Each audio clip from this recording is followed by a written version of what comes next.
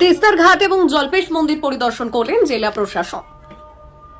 আসন্ন শ্রাবণী মেলা আর সেই মেলাকে কেন্দ্র করে যাবতীয় বিষয় খতিয়ে দেখলেন জেলা প্রশাসন।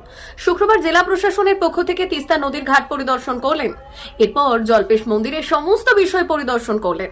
এদিন উপস্থিত ছিলেন জেলা শাসক শ্যামা পারভিন, পুলিশ সুপার খান পাহালে উমেশ গণপত, জেলা পরিষদের সভাধিপতি কৃষ্ণা রায় বর্মন, সহকারী সভাধিপতি সীমা চৌধুরী, সদস্যা মহুয়া গোপ, অতিরিক্ত জেলা শাসক রনক আগরওয়াল, মহকুমা শাসক তমজিৎ চক্রবর্তী, পঞ্চায়েত সমিতির সভাপতি কুমুদ রঞ্জন রায় সহ অন্যান্যরা।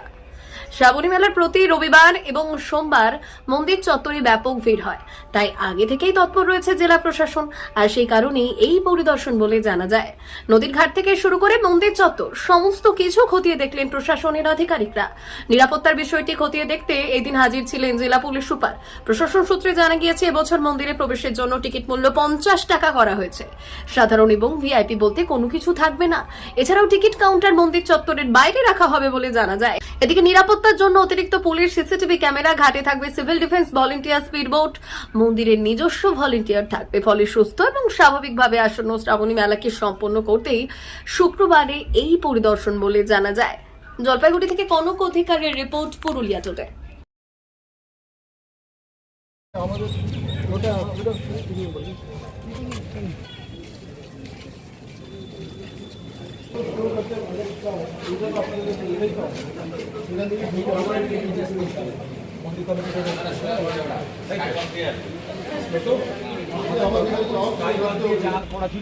এটাকে আমরা রিনোভেশন করাবো, রিনোভেশন করে এটার মধ্যে রেলিং লাগাবো।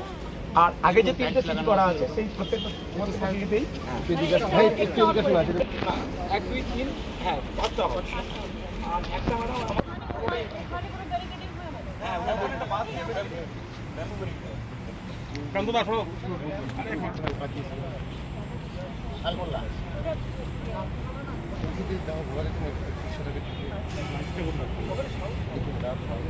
এটা টয়লেট ব্লকের সাথে মহিলারা কাপড় ছাড়বার জন্য একটা জায়গা দরকার। তো একটা টয়লেট ব্লক যেটা উঠে তারপর অনেক নদীতে পড়া যাবে। হ্যাঁ নদীতে পড়া যাবে। এই সাইডে ম্যাডাম ওরকম জায়গা নেই, এখানে